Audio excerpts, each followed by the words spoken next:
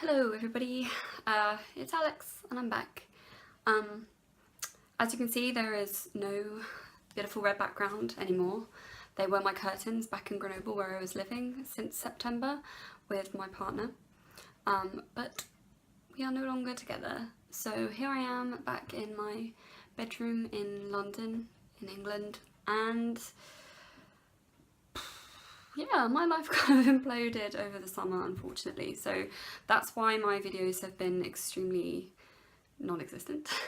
And why I've kind of, for those of you that follow me on Twitter, is why I've just basically not been there. I'm in two minds as to whether or not to tell you why, but I wasn't ever really planning on letting this YouTube channel become personal, but there aren't a whole lot of you subscribed anyway, so fuck it. Here it goes. I moved to Paris with some like super naive idea that I could go out there and, you know, make like Hemingway, find some time to write, you know, just learn French, live the Parisian dream. And I don't think I expected to fall in love. In fact, I know I didn't. I just was supposed to be out there for a while learning French, but fall in love I did. Very hard and extremely fast. And I ended up, after having only known this man for a couple of months, I ended up moving with him across the country again to Grenoble, leaving the friends that I'd made in Paris behind, and I followed him there. And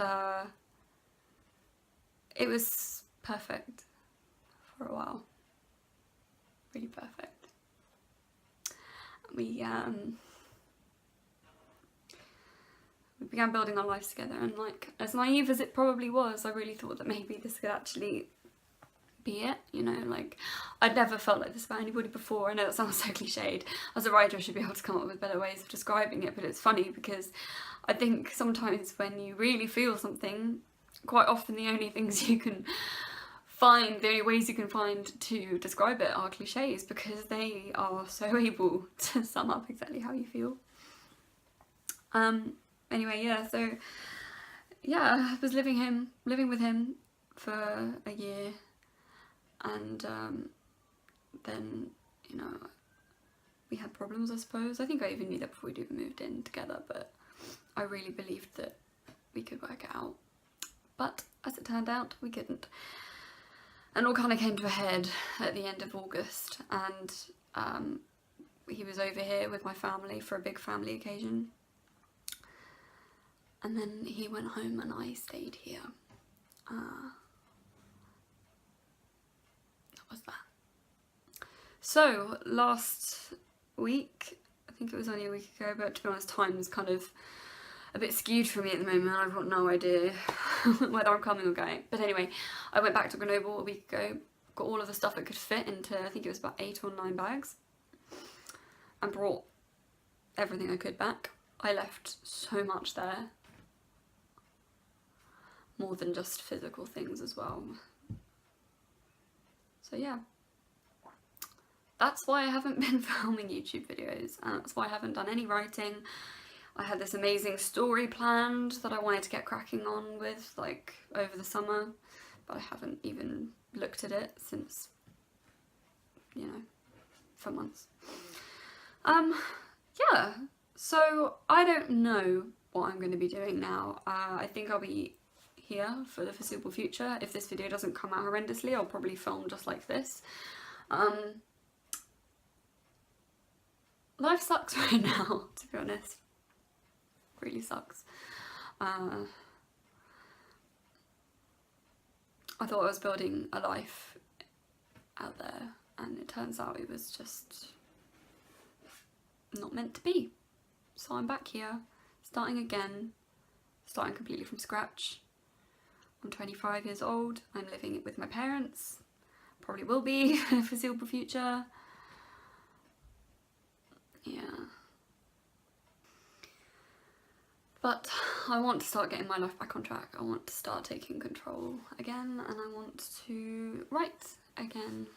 So I will be. It's just probably not going to be quite as, I don't know, regular as it was before, and I just need to kind of get my head back into gear. I need to like sort myself out. I'm sorry, this video, I feel like it's so rambly, and maybe I should have actually planned this a bit more, but I just thought I needed to explain what had been going on. Because, you know, like, there are probably some writers out there that go through absolute shit and still manage to carry on writing, and kudos to you. I haven't been able to do that, I'm afraid. But I want to. It's not like I'm giving up. I'm really not. It's just that I couldn't carry on like normal. I just needed to sort of sort myself out. God, I was just so in love.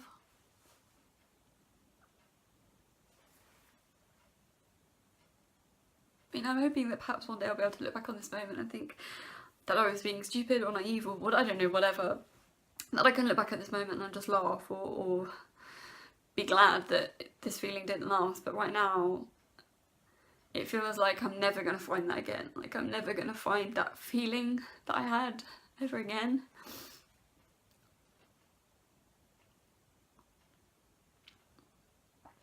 Oh God, yeah, like, I've never loved like that in my life.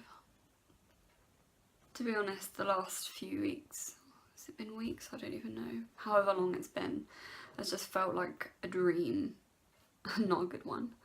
I just wake up each day and carry on doing the things I used to do before I ever left. But it's like I'm watching myself go through the motions of living, and I can talk about what happened to people and not cry. I can be absolutely fine. And that almost scares me more because I know that that's not healthy. I almost physically felt my heart break when he left. And yeah, now when I talk about it like it's a story that I'm telling about somebody else, like it's not even me. And I'm pretty sure some of my friends think it's not even that big a deal, that like maybe I never really loved him that much in the end. But that's so far from the truth. And it's just crazy. I mean, I've never been one of those people who's gonna sit around watching Bridget Jones back to back and eating tubs of Ben and Jerry's. Like, that's just not the way that I've ever coped. Like, the day after he left, I wrote a to-do list of everything I needed to get my life back to normal, or like sorted, you know, life admin crap, joining gyms, all sorts, and I'd done all of it within like 24 hours. I was a machine. I still am acting like a machine. Like, I know that I'm, on paper, I'm doing so well, but I'm not. Like, in fact, as more time goes by, the more I feel acutely aware of the fact that I'm by myself.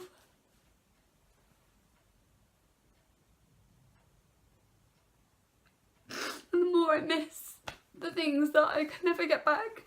And it's not a case of like just waiting till I get over it and finding someone else, because that's not how it feels. Like, I feel like I've lost. I feel like I've lost the man I was supposed to be with. And I've never really been one to believe in fate, or that there's only one person for everybody. I don't believe that. But I don't believe that there is another one of him anywhere. I don't believe that there is. I don't believe I'm ever going to feel like that again. And perhaps you'd be right to say, oh, that's a good thing. It didn't work out with him, and it didn't work out with him for a reason. I know that would be fair. Like, I know that I should be with somebody that it works with. But I just wish it had worked with him.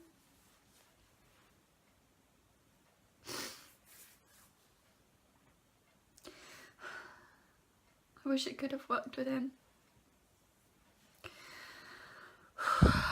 Anyway, I'm sorry. Like, I hadn't really intended to get this personal, but I just... Sometimes when I'm actually with other people, I don't feel like I can actually tap into my own emotions. And I wish I could. I wish I could actually explain to people how I feel, because sometimes people just go, oh, well, you're doing all right then, and then like moves on to talking about whatever. and inside I'm screaming and I just want somebody to know what's happening in here, but I can't seem to bring that out. But perhaps that's really selfish of me anyway, like why does it matter what anybody else thinks about how I feel? But there's like a weird kind of consolation that comes from being able to show somebody that you're not okay. Like, I'm always the strong one, like I always have been. In my friendship group, in my relationships, it's me that's the strong one. And right now I'm not strong and I kind of feel like I needed to let that out somehow. So, sorry YouTube, most of you probably don't care, but I'm sure some of you out there are going through something similar or have done, or I don't know.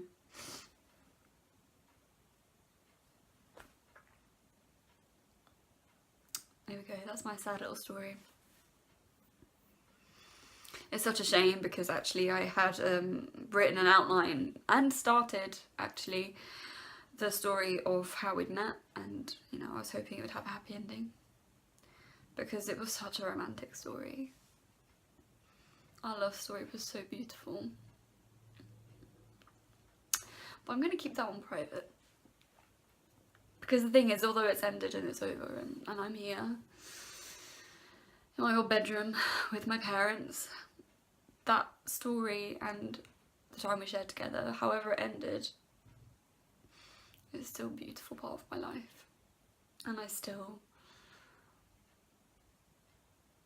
cherish those memories, and I'm still going to remember that for the rest of my life. And hopefully one day it won't make me cry to look back on those memories. So thank you for listening. If you've bared with it the whole way through, I'm gonna have to I'm definitely gonna have to cut some bits out, but anyways, I'm gonna be back. I'm not sure when, and I'm not sure how often I'll be filming or any of that sort of stuff, because until my life kind of comes back to some kind of normality, I can't really make any commitments, but hopefully you guys understand. And thank you to those of you who have already offered me so much love and support. You know who you are.